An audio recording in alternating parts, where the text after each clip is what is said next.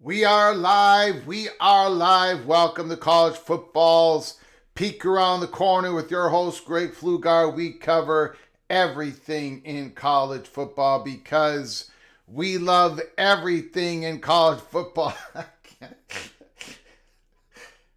I'm sorry. I apologize. Very unprofessional. I just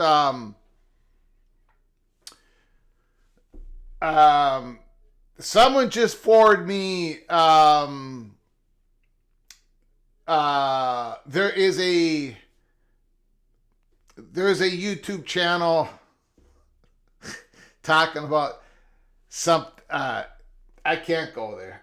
Anyways, where was I? This is College Football's Peek Around the Corner with your host, Greg Pflugar. We cover everything in college football because we love everything in college football. And if you do us well, please subscribe to our channel. Smash the like button if you like our content. Share the video with your family and friends if you want to support this Rebel Outpost. If you want to support the home for the college football sickos with a donation, help us keep the lights on. Hit that $sign where you make a comment, and I'll get to your super chat as quick as I possibly can. Welcome everybody into the studio that sits on the corner, the very corner of Keith Jackson Parkway and Kurt Gowdy Avenue. Do not be afraid.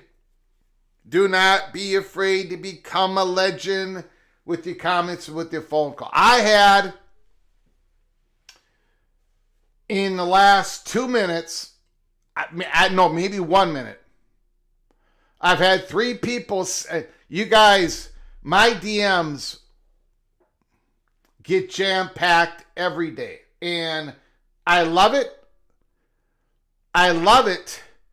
But I'm not, if I don't get back to you right away, or don't take it as an insult. Please do not take it as an insult. I just had 3 people send me the Monty show. And he's talking about the Big Ten and the SEC is nearing a deal. Now, let me know what he's saying. I haven't watched the Monty show in a long time. I'm not going to go and bury the guy. I will say,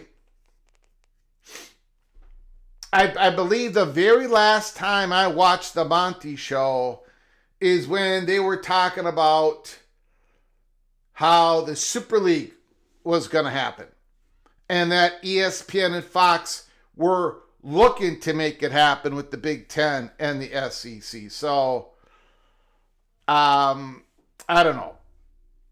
We are going to talk a little bit about the Super League today. We are going to talk a little about the Super League today. Not much. But the Clemson's athletic director, Graham Neff,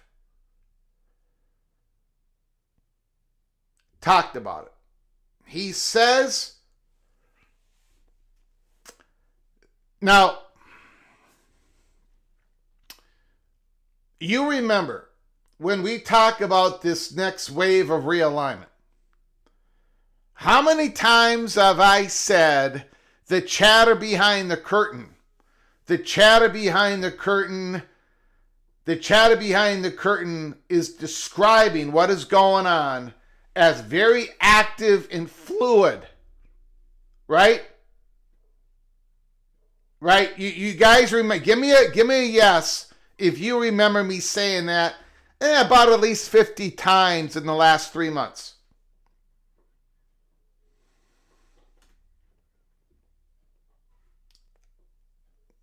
Okay, thank you, Nick Boardman. Thank you, Morris Simmons. Thank you. Okay, so, Preston from Greensboro, no kidding. It is very fluid. Yeah. Very active, very fluid.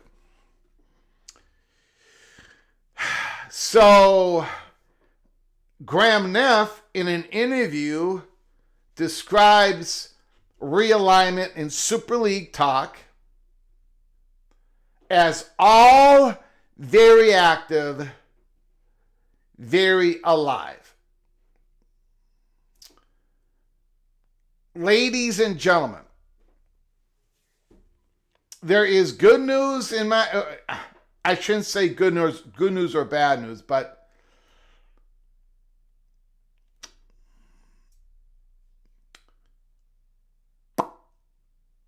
when things are this active, the shelf life of that activity doesn't last forever.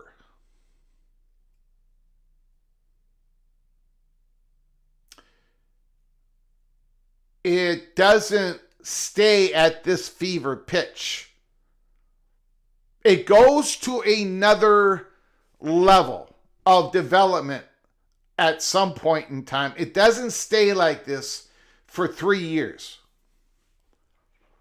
So it's another indication that I think we're 12 months out, 10 months out, 14 months out, possibly 8 months out, not 2 years out, not 3 years out. I keep reading reports from very credible people, people that run websites, people that work for CBS, saying the optimum time is the year 2030 because of the new media rights deals that are coming to happen with the Big Ten. And I'm saying, nah. No. I do not have a crystal ball. We just try to give you the most accurate peek around the corner there is in the business. But I don't believe in the 2030, 2029 scenario. I don't believe that at all. I am not buying it, not from what I'm hearing. I'm not buying that at all. And I've got a whole bunch of reasons for that.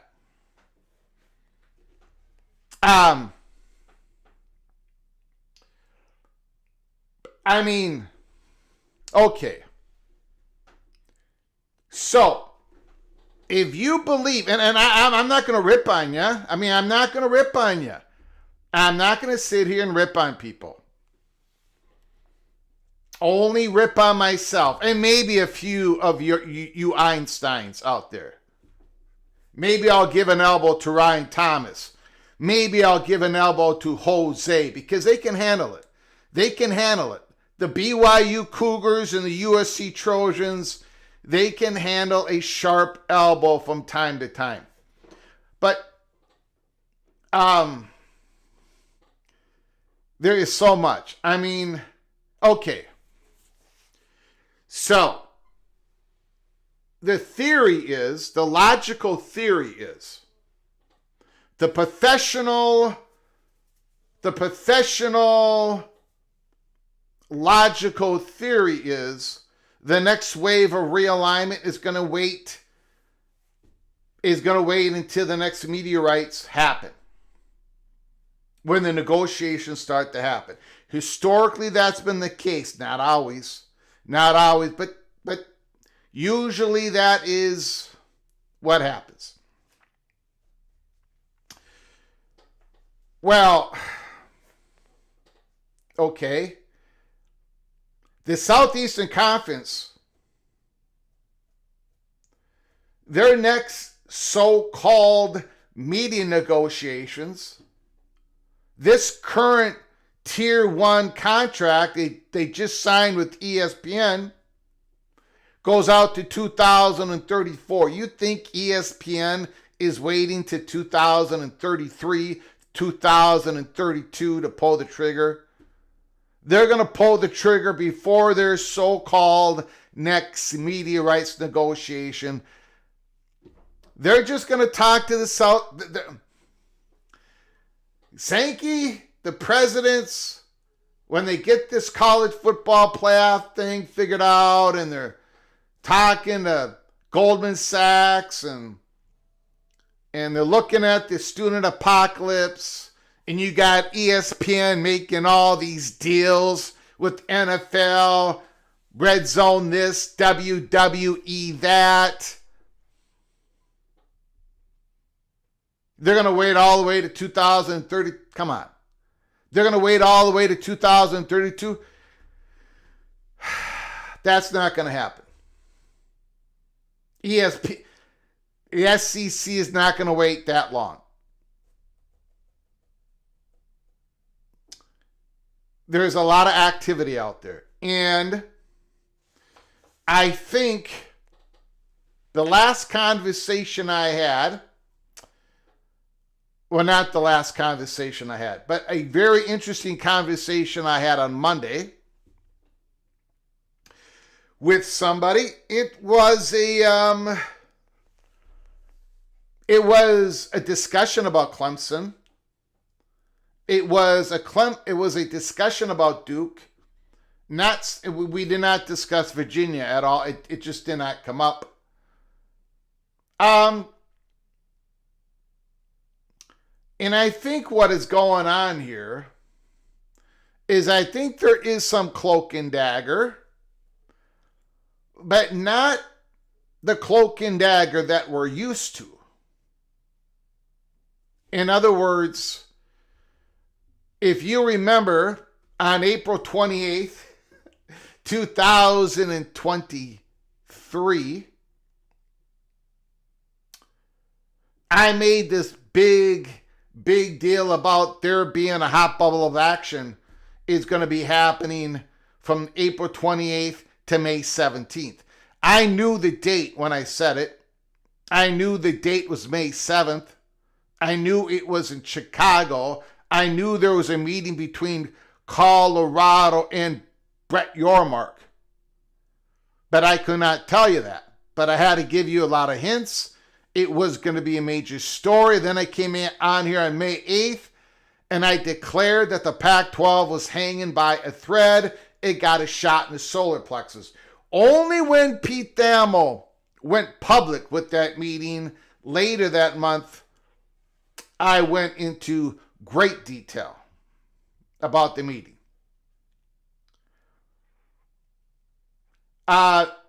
This is a little opposite of that in one aspect. I believe that there is the beginnings of sources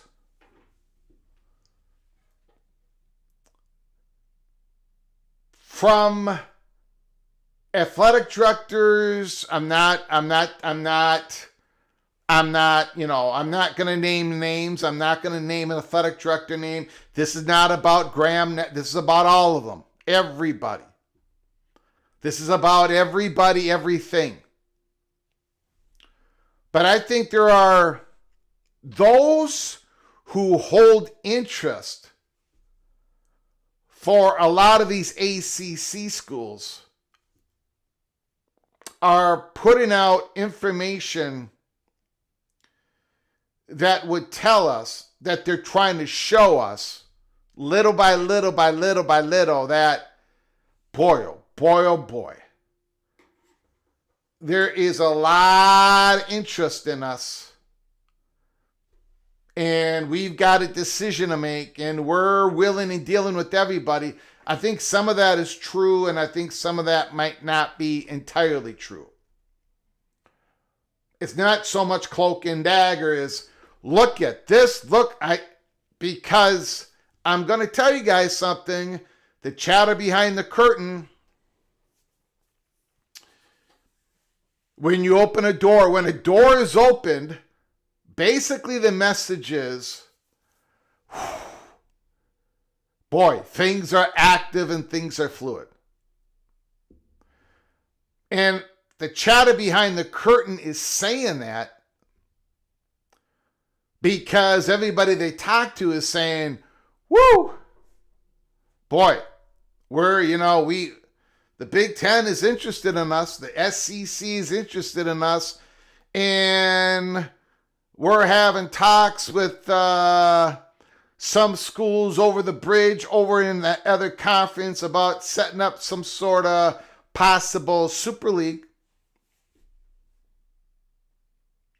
They want to create a sense that there is a bidding war going on. They're trying to create a bidding war by creating this possible illusion that there is a bidding war. I'm starting to sense that. But either way, things are very active, very fluid. We are going to go over the athletic director, Graham Neff. And I'm not saying this is not what I just said ain't about Graham Neff. But I'm just putting an overall statement out there. I think there's a lot of messages being sent. I think there's a lot of messages being sent to Greg Sankey. I think there is a lot of messages being sent to Tony Petitti. I think there are some ACC schools sending messages to some Big 12 schools. I think everyone is active, and I think they're portraying even more activity than maybe there really is. We will get to that at the back half of the monologue. We first got to do a spotlight on the Miami Hurricanes. They were that close to getting into the college football playoffs last year. They just failed short with a historic tremendous offense. That defense was tremendously bad. Can they get to the playoffs this year? I've got them this close to getting in the playoffs in 2025. I have not made my final decision. I have not made my final decision on what I'm going to do. But it's coming close because the ACC, that is the first conference that I'm going to make my prediction order to finish prediction for the ACC. And again, that Louisville at Miami game, I think is going to be everything. Everything to Mario Cristobal. It's going to mean everything to Jeff Brown.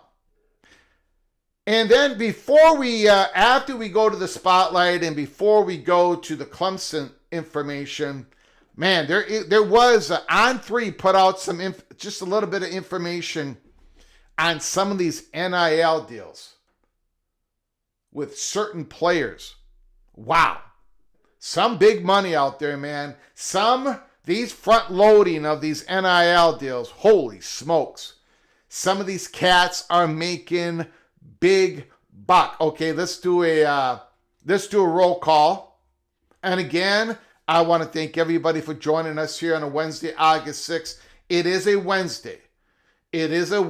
So this live show is going to be cut short. We're going to have to finish this thing by 7:30 Eastern time. So we don't got a whole lot of time. So I got to get to it. Outlaw Skis is in the house. Skaven, yes. Ryan Thomas, Jose, Bruce Harris, Gold Ducky, Don Scruggs, Azon the Kid, Rock Chuck, J Hawk, Two Master, Almighty Finn, L Woody, Otto Raider, Saved by Grace. Two Master, Joaquin Morales is in the house. Bob Swanger is here. MBM, Rod Nix, Rodney Richborg, the defending, reigning, undisputed PATC college football trivia champion is in the house. Rodney Richborg. Mrs. Arkansas Razorback, Jamie Bengals Girl is in the house. Morris Simmons, Taylor Mott, Daniel Gorby, Dave B. Preston from Greensboro. Jerry is in the house. Rod is here. Nick Boardman. Hokey Nick Boardman is here. Has been. Monty claims Petiti and Sankey accord on all P4 teams having to play 10 other P4 teams each year. Okay.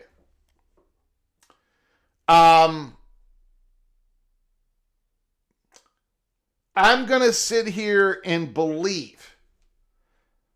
I'm going to sit here and choose to believe that Tony Petiti has not done that. I don't want Tony Petiti to make any, because that is a false equivalence to 9 conference games equal 8 conference games. If everybody plays 10 P4, it's not the same. So if Tony Petiti is that stupid to do that type of deal, I'm going to believe that Monty has got it wrong. I'm going to go ahead and believe that. Coy is in the house because if Monty's got it right and Petiti made that deal, then the SEC conference is never going to go to 9 conference games, and the Big Ten just lost a bargaining chip to some fake proposal, some worthless proposal. I'm not going to go on a rant. I'm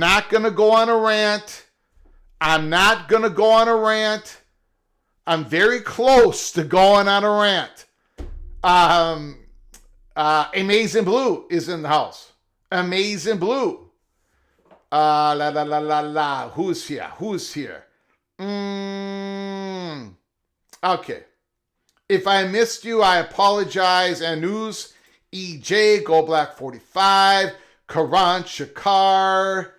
I'm not going to be able to have time to go to that Big Ten private equity article. I did read it. I even prepared it for the show.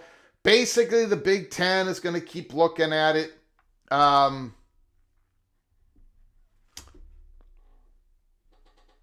I don't have time. Maybe tomorrow we'll go through it. Breeze and George is in the house. Sam 89 is here. David Allison, sounds like a rant, Greg. Nope.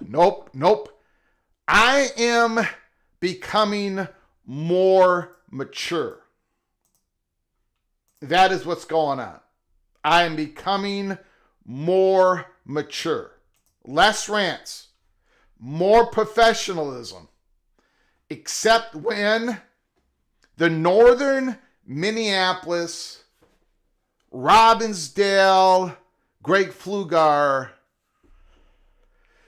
when that part of me starts percolating, then the professionalism starts to go away. Jamie Bengals girl, thank you so much for your incredible generosity. Holy smokes. Jamie Bengals girl has just sent out 5 memberships. Jacoba Cat, Otto Raider, Big Ears Bo. I haven't seen Big Ears Bo in a while. Charles Chamberlain and JJ75.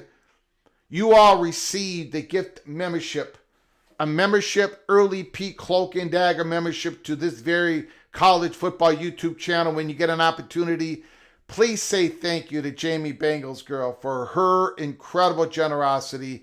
Jamie, thank you so very much. Jamie and Mary, thank you. God bless. Thank you for all of what you have done for this program and for your friendship. Holy smokes. Now, all of you, including Jamie, including Mary, Jacoba Cat, Otto Raider, Biggers Bowl, Charles Chamberlain, JJ75, all of you, every single one of you are knighted officially. Cloak and Dagger. Thank you so very much, Jamie. Appreciate it. Okay.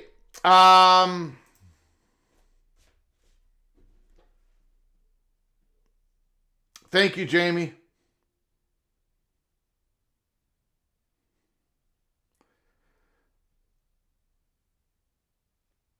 All right. Okay, let's get to it. First, we got to do the Miami Hurricanes. And I don't know.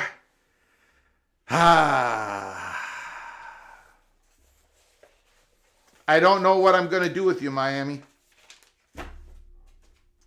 I don't know what I'm going to do with Miami. Are they going to make the playoffs or not? A lot of these polls have them like rated 10th in the country. Carson Beck, I just saw a report. Carson Beck is throwing the ball very, very good in practice.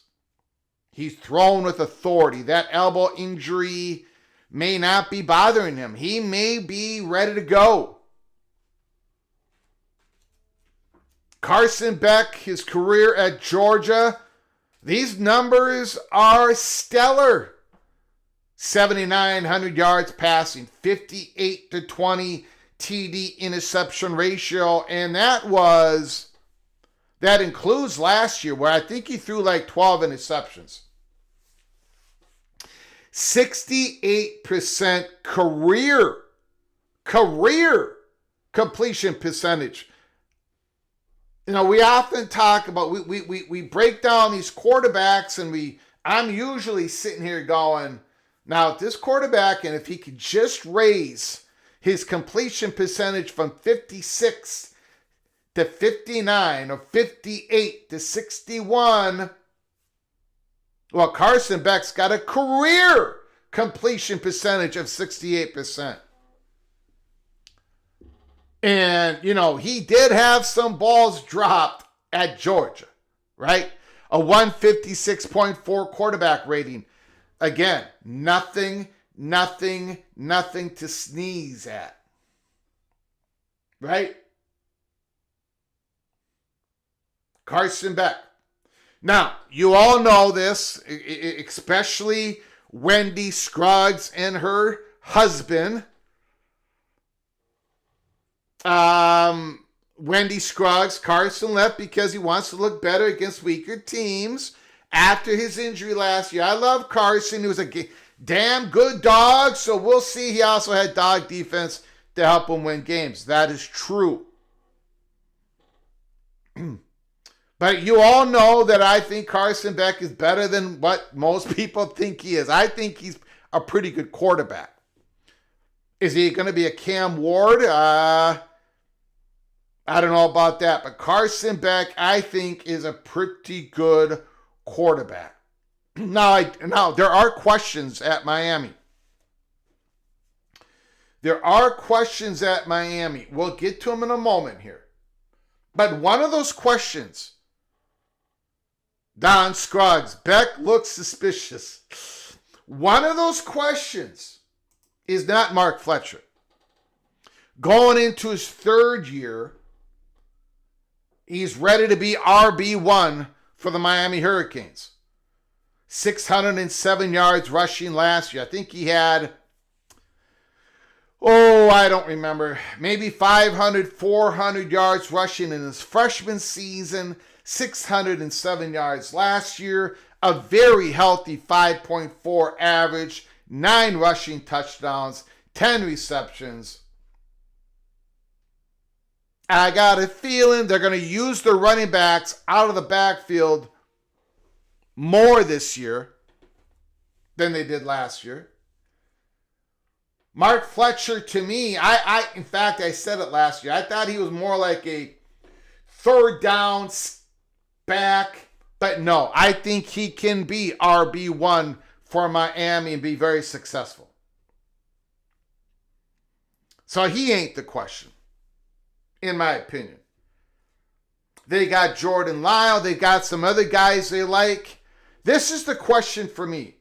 Miami Hurricanes do not have the wide receiver room that they had last year, at least when it comes to proven production.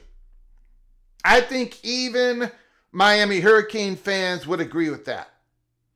C.J. Daniels transferred from LSU. Now, if you remember, we talked about C.J. Daniels last year. We talked about him last year because remember, C.J. Daniels came from Liberty. Quarterback Salter, who's going to be the starting quarterback for Colorado this year. He was C.J. Daniels' quarterback a couple years ago. Daniels was a I can't remember how many balls he caught, but he was well over 1,000 yards, almost 20 yards per average reception, had a stunning, great season for Liberty, went to LSU, and I think he expected, with Nussmeier at the helm, I think CJ expected that he was going to explode at LSU, and he didn't. He had an okay season. He had 0 receiving touchdowns. The year prior, with Liberty, he had 10. So he goes to LSU. He does not have the year that he expected to have. He goes in the portal, and Miami picked him up. So, who is the real C.J. Daniels? Is this who he truly is when it comes to the highest level of college football play, the Southeastern Conference, where he's going to give you 40 catches, 50 catches? Or is the true C.J. Daniels is what we saw at Liberty, Conference USA level of play, where he was the best damn player in the conference? If Miami gets that type of level of play from C.J. Daniels, okay, all right. But again, a question mark. The kid's obviously got talent. I think this is his I think this is the 6th year of college football. Last year of eligibility. C.J. Daniels. Can he do it for Carson Beck? Can he do it for the Miami Hurricane fans? I do not know. And here's another question mark. But if you talk to anybody at Miami, this is the guy they all got an eye on, Mr. Trader. He played as a true freshman 7 games. He got his feet wet. Now remember, Miami was loaded in the wide receiver room last year. Trader was a true freshman last year. If you read anything about him, if you watch the tapes on him, if you listen to the Miami Hurricane fans, if you go to the message boards, if you watch the YouTube channels, if you watch, Trader is supposedly their best playmaker. Give him the ball in the slot. Give him the ball along the line of scrimmage. Give him the ball on a quick out pass, 5-yard, screen pass, bubble screen. Trader is going to make a play.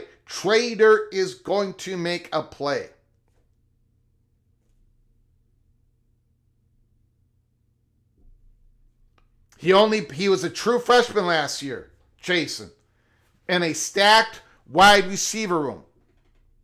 Yes, if he's healthy. If he is healthy.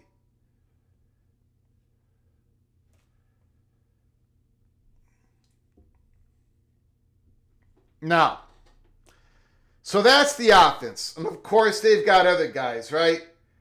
They're looking at Chance Roberts, Nye Carr. Emory Williams is going to be the backup quarterback. Carson Beck's elbow. We'll keep an eye on that. Great offensive line.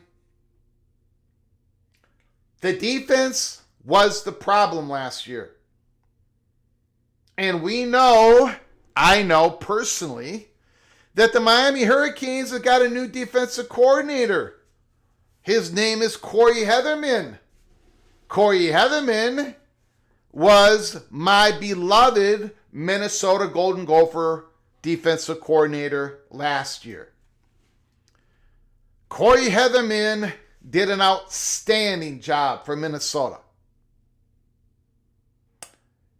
And I got to tell you, I did not think he was going to do an outstanding job.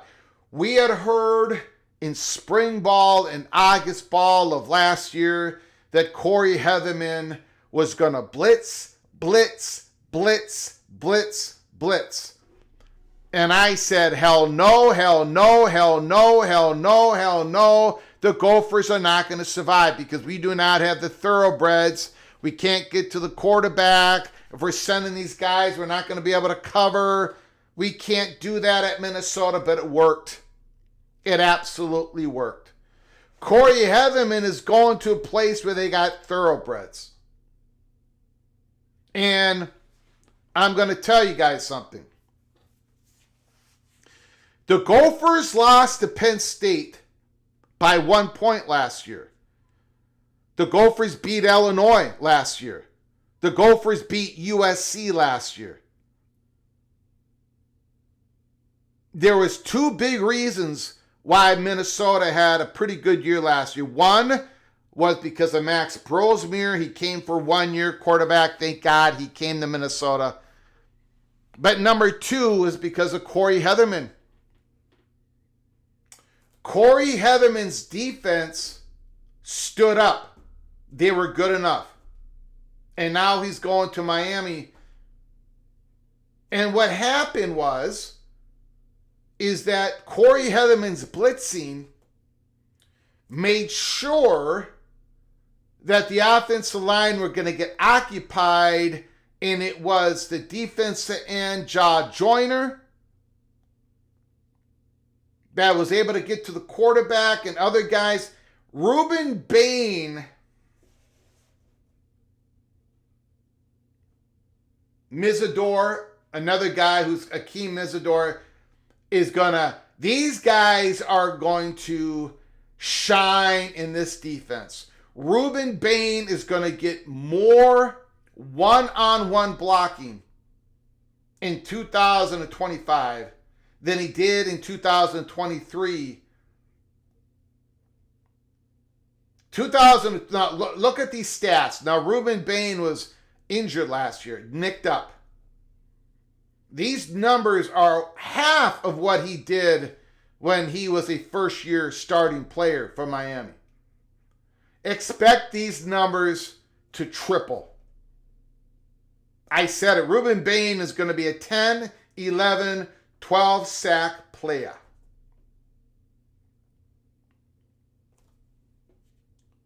Mezidor is going to have a brilliant season this year. Now, the one thing we can't really account for when Miami Hurricanes defense is their secondary. They brought in 5 transfers. Early last year when we were doing watch parties, I threw up my hands and I said the Miami Hurricanes secondary is lost. They're absolutely lost.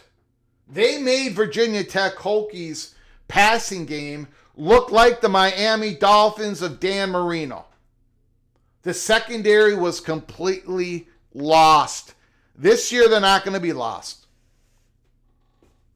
Now, I really don't know if they've got, I don't know, I'm not going to sit here and say that the Miami Hurricanes is going to have a top 20 defense. But they're going to be remarkably better than they were last year. Xavier Lucas is a guy we're all going to have to keep a watch on. Wisconsin loved Xavier Lucas. Coming out of Florida, went to Wisconsin, and then we had that whole portal mess and the contracts and the dispute between Wisconsin and Miami. Well, Xavier Lucas is going to be a starter in Miami's secondary. He had a pretty good year last year. Wisconsin did not want to lose him. If you look at Miami's schedule, they start off with Notre Dame on ABC. We're going to be doing a watch party on that.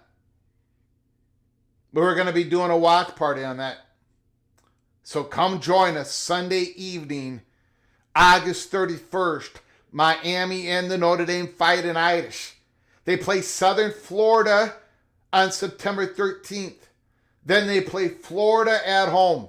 And then at Florida State. And then they got that game at Louisville. By August 17th, we're going to know everything we need to know about Miami. We're going to know if Carson Beck's elbow holds up. We're going to know if Carson Beck's offense, it doesn't have to click like Cam Ward did last year. Not at that level. But good enough offensive production and where hopefully this defense is going to be remarkably better. Can they get out of October 17th undefeated in ACC play? Can they sweep at Florida State and at home against Louisville? If the answer is yes, then I think Miami is going to the college football playoffs. Yeah, they got to go to at SMU. That could be a hiccup. Syracuse is going to take a step back. I don't consider North Carolina State a threat. I don't consider Virginia Tech a threat. Pittsburgh, by that time, Eli Holstein is probably going to be all beat up. It is that at Florida State, at home Louisville, those two games, by October 17th, I think we're going to know. I think we're going to know what is going to happen with Miami. I'm like on the knife's edge. I have made it perfectly clear I'm going to have Clemson in the playoffs, winning the ACC. I'm going to have 4 SEC teams. I'm going to have 3 Big Ten teams. I'm going to have 1 Big 12 team as of right now. I'm going to have Notre Dame, and I'm going to have right now Tulane. There's 1 spot for an ACC team besides Clemson. And I think that October 17th game is going to decide it. I just haven't decided who's going to win that game yet. So Miami Hurricanes for me, all off season. The more I learn, the more I read, the more I listen, I just become more, I don't know what the hell I'm going to do. Miami at Louisville, I think, decides everything for the second place ACC. Now, if you go look at Miami and Notre Dame, the line is 3. Notre Dame is favored by 3. And I got to tell you guys something. I really don't know. I think this game is way more important for Notre Dame than Miami. Way more important for Notre Dame than Miami. That probably sounds crazy, but I think Miami, if they lose this game, they're going to have other opportunities. Again, they got to beat Florida State, Louisville, and I think they're on their way. Notre Dame has a CJ Carr question. Carson Beck is going to be fine if his elbow is fine. I think this game is way more important for the Irish than for the Hurricanes. Let me know how crazy I am.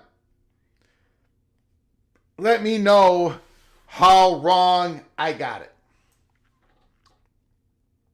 So that is your Miami Hurricane spotlight. I think the offense going to take a little step backwards, just a little bit. The wide receiver room, just a little step backwards. The defense is going to take a big step forward. And I think it all comes down to Miami and Louisville. Miami is going to be knocking on the door again for a college playoff spot here in 2025. The Miami-Florida game is going to be hard as well for Miami. I don't know. DJ Lagway, there's a report today that DJ Lagway is 75 to 80% right now. He's not fully practicing right now. It even said, and I'm paraphrasing, but just a little bit, that DJ Lagway, they're a little nervous to get him out there too soon. I don't know, guys. I don't know. I had Florida at number 5 in the SEC, and every single day I take them down another notch, another notch, another notch, another notch.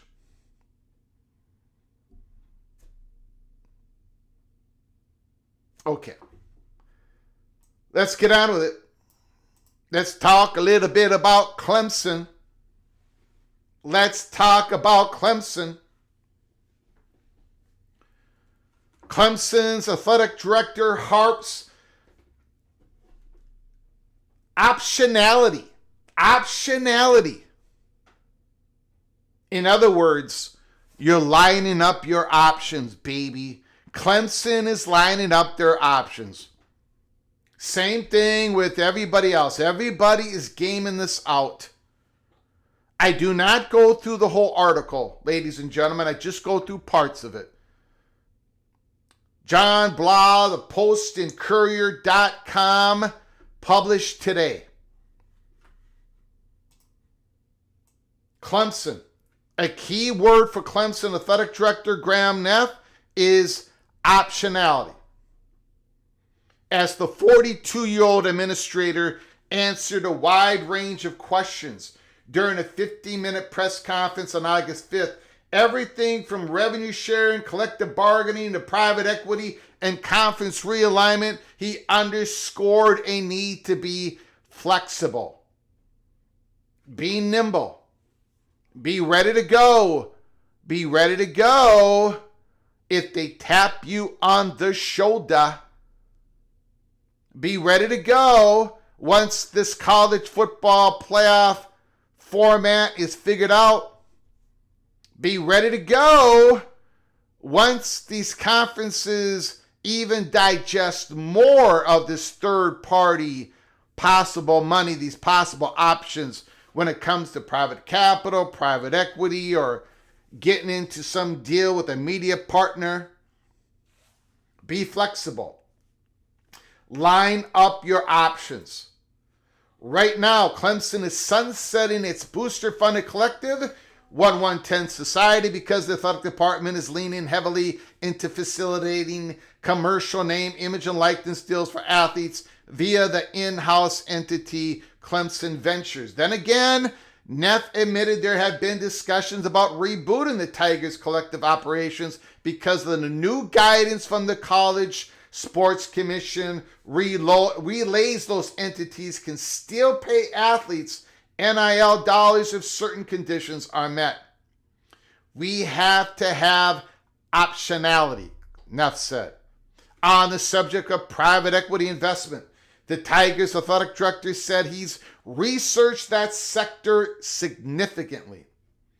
Even if outside funding isn't viewed as a near-term solution, what that looks like down the road, 3 to 5 years, gosh, I don't know, Neff said, but I do feel really equipped that we're set to be strategic on what that could look like. Clemson is keeping their powder dry, right? They don't want to lurch into some deal. They don't want to lurch into something that maybe the Southeastern Conference doesn't want Clemson to get into, or maybe a deal that the Big Ten doesn't want them to get into. You got to be strategic. You got to be nimble. You got to be ready if somebody taps you on the shoulder.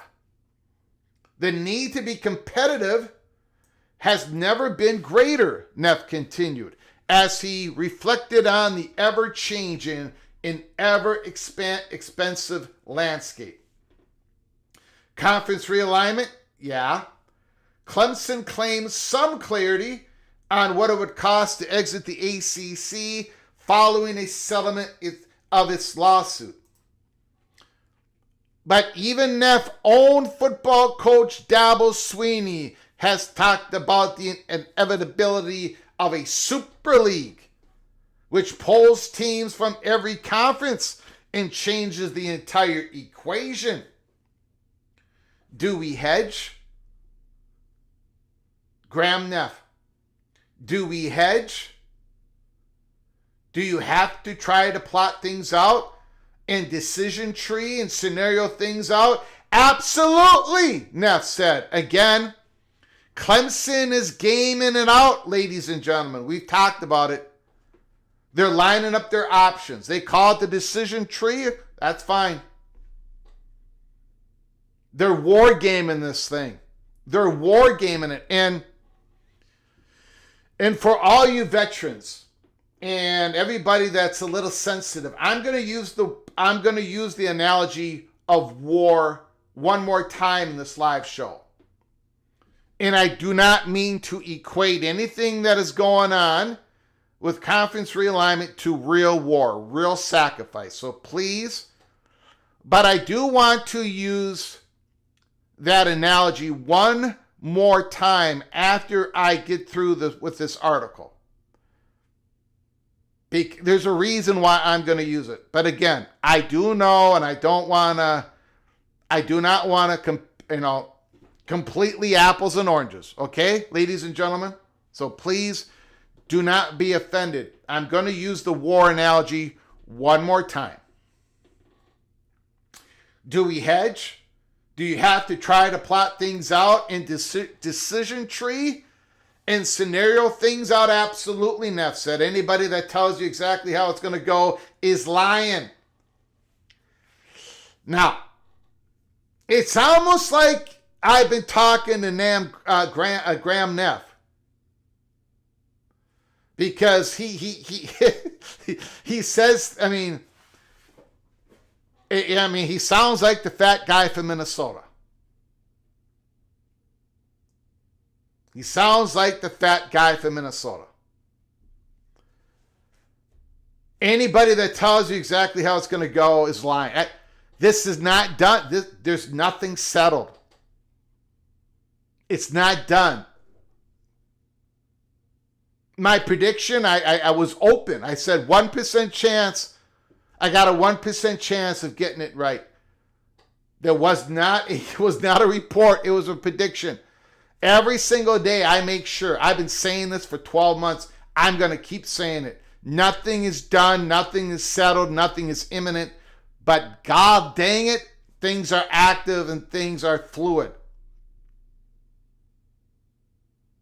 Graham Neff is telling you the truth. Anybody that tells you exactly how it's going to go is a lion. Clemson is lining up their options. They may think, it's probably going to go this way, but nothing is done. There has never been a more dynamic time in college athletics, as Neff terms it. We'll go back to realignment here in a moment. Does Neff feel like collective bargaining is the next step? It's very early into the revenue sharing era, so it remains to be seen if the guardrails of the CSC, the College Sports Commission, and its clearinghouse will hold up, and if more legal challenges won't undercut rules that have been put into place. But Neff doesn't even like the word guardrails. It feels really limiting in nature for student-athlete empowerment and valuation, Neff said. The CSC has been careful to frame the vetting of deals as within an appropriate range of compensation for similarly situated athletes, not keying on the term fair market value because the latter is complicated from an antitrust perspective. It's reasonable to believe, however, if the NCAA's current model is implemented fully, some athletes will be paid less this season because there's no longer unfettered collective deals that could prompt lawsuits from athletes whose pay has been constrained. A collective bargaining agreement with athletes has been floated by some administrators, including Tennessee Athletic Director Danny White, as the best solution to the NCAA's perpetual state of uncertainty. With a CBA comes a mutually agreed structure of rules and enforcement. While Neff hasn't explicitly hopping on the CBA bandwagon, he did indicate the House settlement and the revenue sharing can't be the last piece of the puzzle.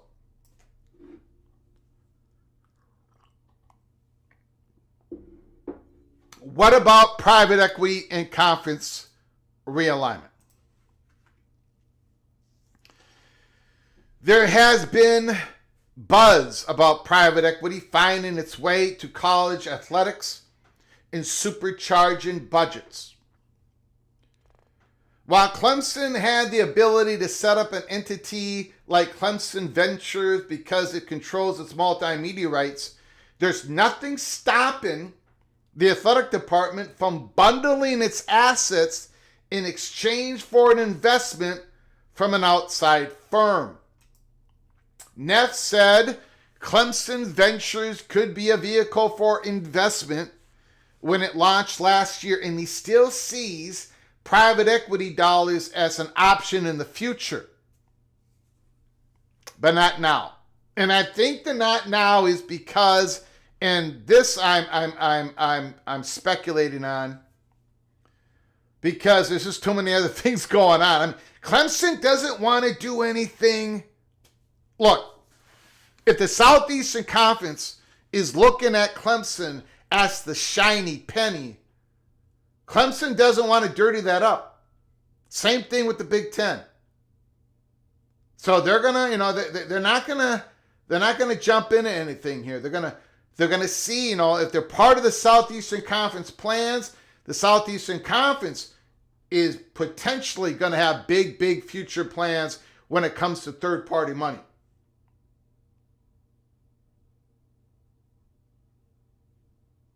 Back to the article.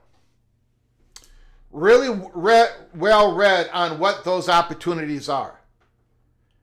We're rather connected in that space, Neff said. In other words, they've talked to pretty much everybody. They know their options. We haven't taken any next steps or any steps of significance as it relates to external funding or private equity or private capital. Certainly there's conferences and other schools that are having those type of conversations too. So a lot of schools, a lot of conferences, we all know this, right? At this point, it's incumbent on us to, again, change the size of the coin, raise revenues, manage expenses. Clemson has already made several moves to increase revenues, including charging a student athletic fee, reversing course on selling alcohol at athletic venues, and leveraging its lawsuit against the ACC to extract more dollars for the league top football brands. As far as leaving the ACC for a conference with a richer television contract, Neff said the university's focus for now is being a good partner to its current league because a strong ACC is good for Clemson and a strong Clemson is good for the ACC. But as always, things could change, which is why the ACC settlement in its defined exit fees, reducing down to $75 million by 2030, were so important for Clemson. And finally, in the article, the PATC money shot. We're positioned to be nimble with that, Neff said, while also needing to be great members and partners with the schools that we compete against within the conference. So Graham Neff is saying we are going to be good conference mates. We don't want a bad reputation. We want to be considered good partners. But we are positioned, that word positioned again, to be nimble. We can leave if we get tapped on the shoulder.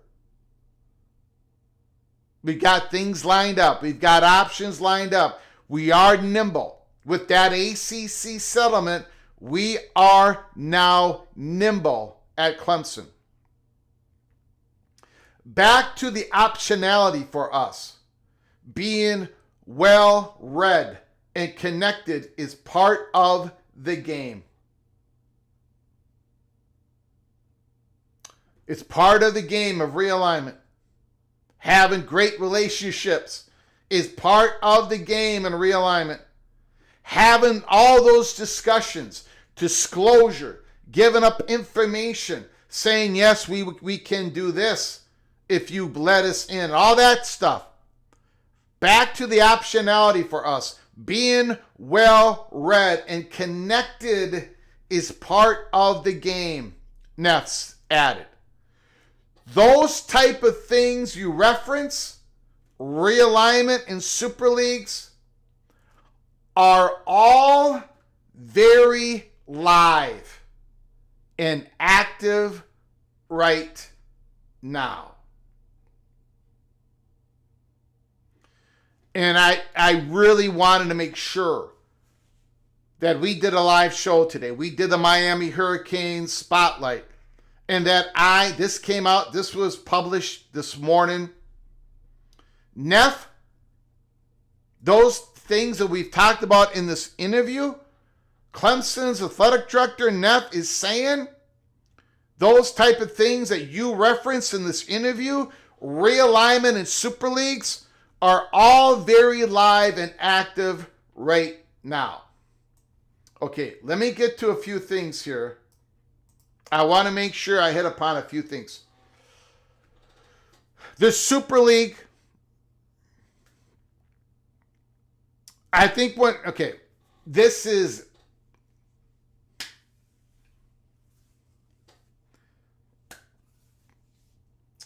let's just say it's 60% speculation and 40% information, okay?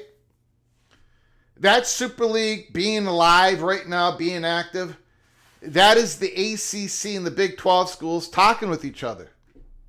Having that optionality, thinking down the road, do we go to a Super League between the both of us? Because the Big Ten and the SEC are not involved in those Super League talks. But those talks are active among certain ACC and Big 12 schools that have taken the reign on that. Ross Dellinger reported on that. We finally got a door open to us that told us that that was Super League talk. The Rudy Project, the people that are backing the Rudy Project, that is still alive. The college sports league or whatever, that other thing, that is dead. But the Rudy Project, the private equity firm, that is still going on. Those talks are being had with ACC and Big 12 schools. Now, again, I don't think Clemson is going to jump into that. I mean, I think they're just being a part of the discussion. Graham Neff knows the talks are going on. Graham Neff is well connected with that universe. But I don't think they're willing to agree on anything until they get the final word from the Southeastern Conference, Greg Sankey, and Tony Petitti in the Big Ten. So, I'm going to go back to it. When Graham Neff says those type of things you reference, realignment and Super Leagues, I'm going to focus on Super Leagues right now, are all very live and active right now. Again, this is an option. I don't think it's an option that Clemson is going to take. I don't think it's an option that Florida State is going to take.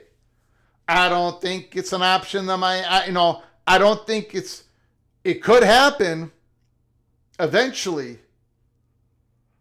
But none of those top ACC brand schools are going to jump into this. But the talks are going on, and they want you to know that the talks are going on. Someone leaked to Ross Dellinger a couple of months. It was May 26th. May 26th. Today is August 6th. May 26th, Ross Dellinger talked about this clandestine phone call. That was the Rudy Project phone call.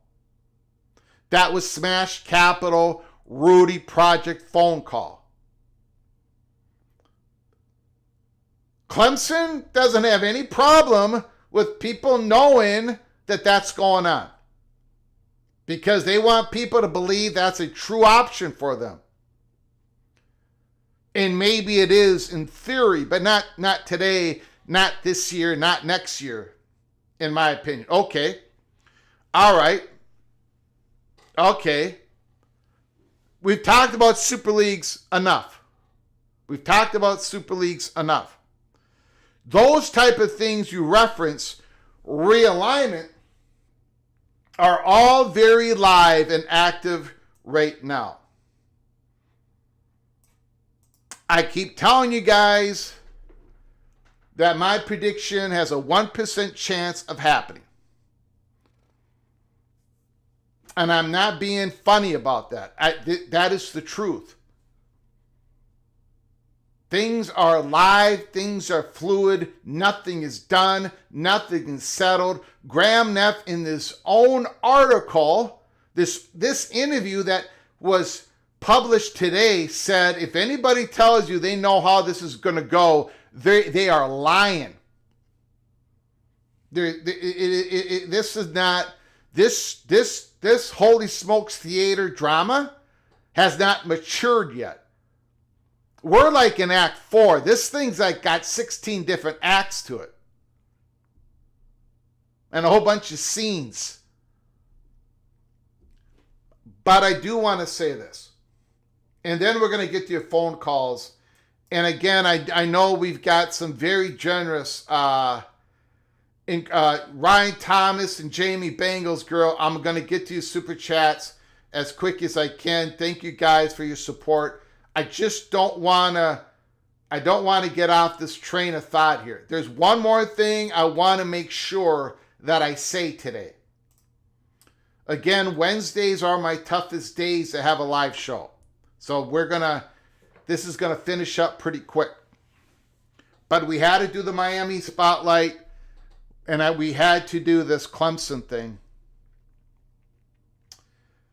Okay, so I'm going to use the war analogy. Please take it in the spirit in which I'm giving it. I'm not equating war in our loved ones, and there are people in the PATC family who have served this country, and some people have sacrificed everything, including their lives and all that. But I really have to make this, just please take it in the spirit that I mean it. I'm trying to explain something here, and this is the best way that I can explain it. This was a discussion that I had on Monday with somebody, a chatter behind the curtain.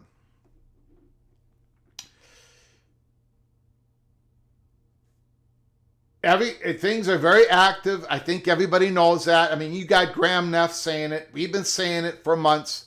It's true. The reporters know that everybody knows this, guys. Everybody knows this. This is not a secret. Just like North Carolina be the number one target, it's not a secret. There's some things out there that we do know.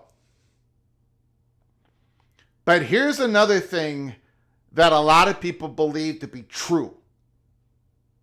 It's not something that I can show you in my hand and show you, but this is something that a lot of people believe to be true.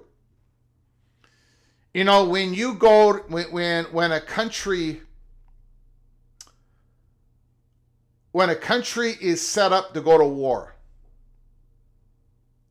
I'm just going to use a general example. When you go to war, when you set up your army, when you move your Navy ships, when you are getting ready for some sort of attack, some strike, some land invasion, when you are bringing up your tanks on the railways, right? And you're bringing them to the battlefield, to the border, you're going to land invasion or whatever it is. This was a conversation that I had with somebody behind the chatter behind the curtain. When you do all this activity, there is only a certain time in which there's a certain shelf time on that action. At some point, it's a go or no go. We use that all during the Colorado Big 12, Pac-12 scenario. We use that phrase all during the Washington-Oregon thing. When you have this much activity, that means everybody's lining up things. All these discussions are being had. There's a lot of disclosures going on. There's a lot of trading of documents. There's a lot of gaming things out. Graham Neff just basically told you. He did tell you that. He told you Clemson has gamed it out in this interview. But there's only so much of that you can do. There's a certain time limit to this. It's either a go or no go for launch. This type of activity does not go on for another. It doesn't go on in 2029. It doesn't. That's not how it works. That is why I have been so guys, It's active. It's really active. It's really fluid. Because that in itself is a great indication. Now, I can give you examples. Remember when David Bourne of Oklahoma was part of the Big 12, and they were setting up for possible expansion, and they had interviews with other schools, and UConn was a part of that, and I'm sure other schools that were not in the Big 12 at that time, but they are now. Maybe they were part. But there was only a certain amount of time. The Big 12 finally said, no, we're not going to do it. That was bought back in 2016, 2015. And a large reason why they did not do it because Oklahoma and Texas did not want to clutter up their future exit ramp out of the conference. And there are other reasons. But there was only a certain set of time where you can put a school on that high alert. Like when you are having these conversations with these schools can't, they've got to be able to plan for the future. So at some point, David Bourne had to say, okay, we're not going to expand.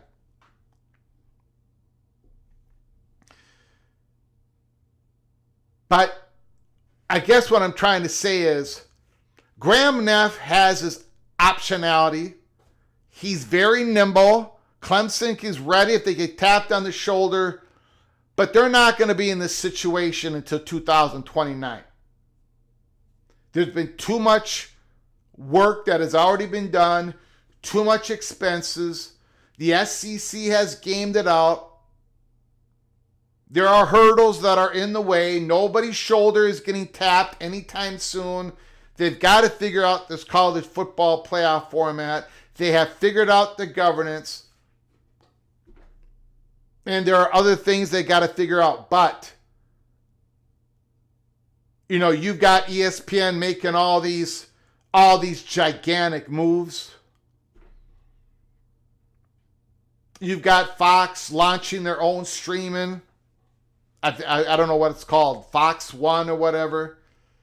There's a lot of things going on. So this activity, this high alert activity, is going to go into another phase. Either it's going to shut down or it's going to go into resolution. In other words, you're going to get into that phase in which on March 22nd, 2020, March 31st, 2022, I got the call that USC was going in the Big Ten. They were talking to the Big Ten, and it was going to happen. And it was March, April, May, June 30th. At some point, it's going to get into that phase where, okay, the SEC knows they can pull the trigger in 3 or 4 months. The Big Ten knows they can. And now they start arranging what they need to arrange. I don't think we're at that phase yet. But we're going to get there, or things are going to get shut down. And I don't think things are going to get shut down. So I think we're going to go to that other phase next 4 or 5 months. There's a certain political sweet spot for the Southeastern Conference to possibly move on a couple of their candidates. So I have, and there are other reasons, but I just wanted to bring up this analogy. I don't think this thing goes to 2029 or 2030. I respectfully disagree with a handful of national reporters out there that even in the last couple of days, they said that 2030 is the time that this is going to happen. 247, CBS Sports. I don't see it. I think it's going to happen much sooner than that. Okay, we've got about 15 minutes. 15 minutes to get a couple phone calls in, and then I got to go. Ryan Thomas, Greg's terrified of private equity and super cheese conference. Thank you so much, Ryan Thomas. Thank you so much for your generosity. I appreciate it. Appreciate the super chat. Jamie Bengals girl, relationships matter. President said it with Texas. Thank you, Jamie Bengals girl. Appreciate it.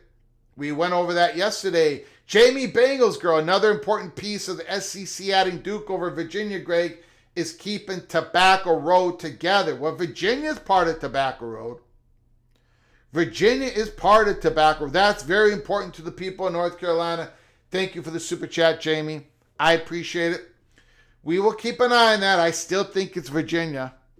I still think it's Virginia with North Carolina, but I could be wrong. Very credible people are getting information that is possibly has Duke as part of the picture. Thank you, guys. I appreciate it. Jamie Bengals girl, Ryan Thomas, thank you so very much. I appreciate it. The phone lines are open. 763-260-1333. 763-260-1333. And if you haven't done it yet, please subscribe. Please subscribe to the channel. Smash the like button if you like our content. Make sure you turn on those notifications because we can come on live anytime. From Dave B. Dave B is on the line. Thanks for calling, Dave. The floor is yours. Yeah, thanks so much, Greg, and love the show as always. I think you have a great view and on everything, and I truly do think you are Greg the Gold. Appreciate it. Your humility when you say you have a 1% chance of getting things right with realignment probably is right. I mean, I never could have, back in 1990 when the Big Ten added Penn State to start in 1993, I mean, who could have predicted it would be what happens now? And, it's like I think of it like a Risk board game. But one thing I thought is that, the conferences on the coasts, they would need to be really, have some weak management in order to screw it up. Mm-hmm. But then I think the Pac-10, it tells us a little bit about, what the ACC is like now. As a BYU fan, and some folks out here may remember this or may not be aware it was going on. After BYU went independent in 2010 and making a measly $1 million per game from ESPN for their TV contract, the Pac-10 still tried to bully them. And in 2011, just all stopped scheduling BYU. Even Utah wouldn't play BYU in 2014 and 2015. And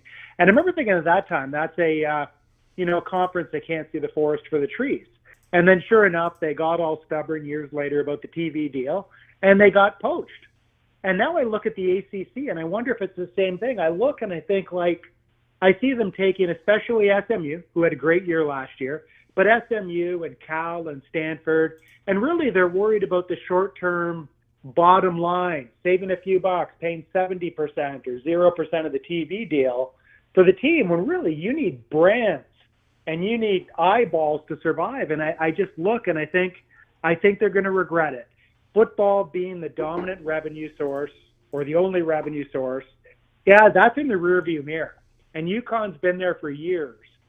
5 recent men's basketball titles, 12 recent women's basketball titles, and the ACC wants SMU to not have to pay them $40 million a year, $35 million a year in TV money. So I just look at that and I think, wow, the ACC, good for the bottom line now, but I think they might just shoot themselves in the foot in a different way than the Pac-10 and the Pac-12.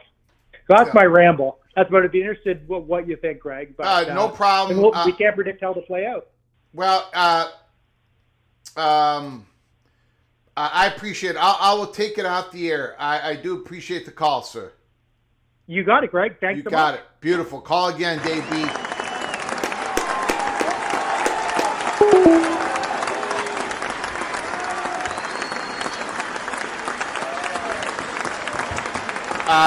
Great call by Dave B.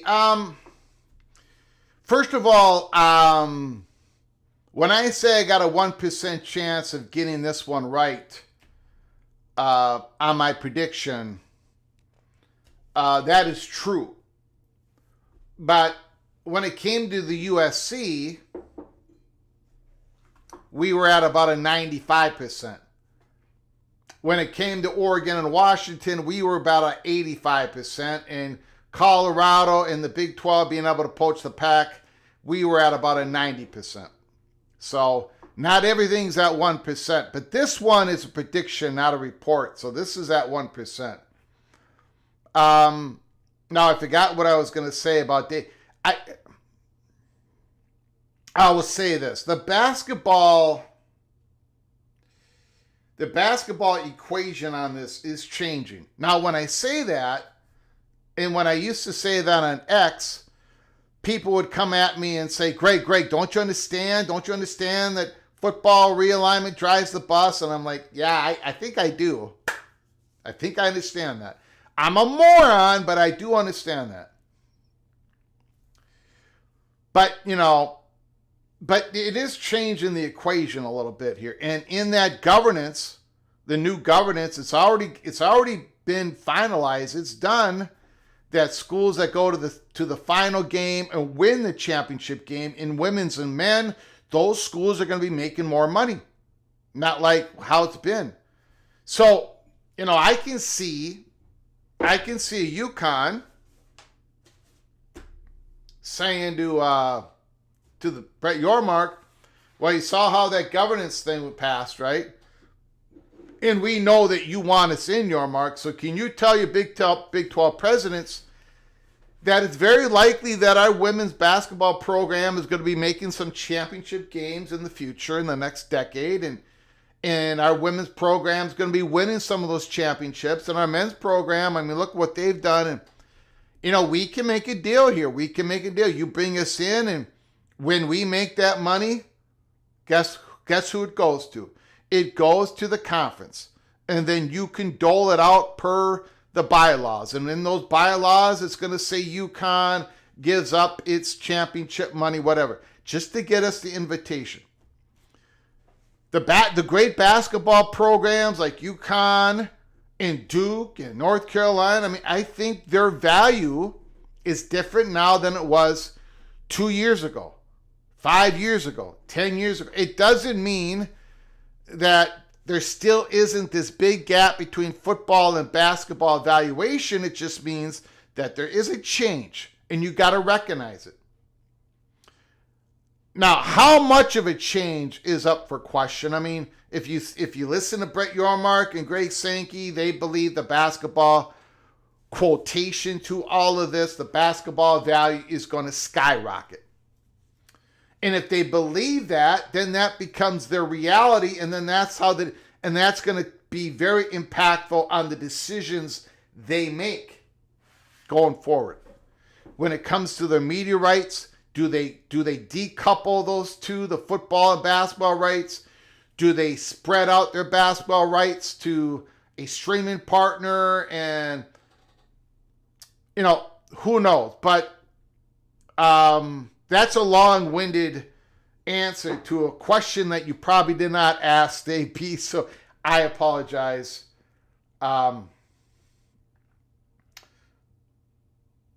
Basketball is not on the level of football.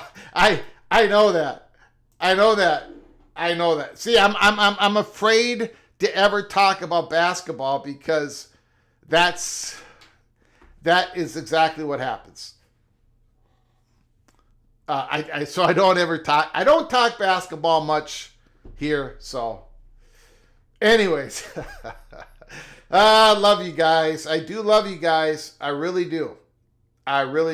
Jamie Bengals girl PATC loves Greg plus extra cheese cheeseburgers. Well, you may love both of those, but one of those two is way better than the other. And that is Greg is way better than a burger with cheese, especially extra cheese. You guys are crazy. Helmer Henderson, was Nebraska's move to the Big Ten a good one? Yes, it was.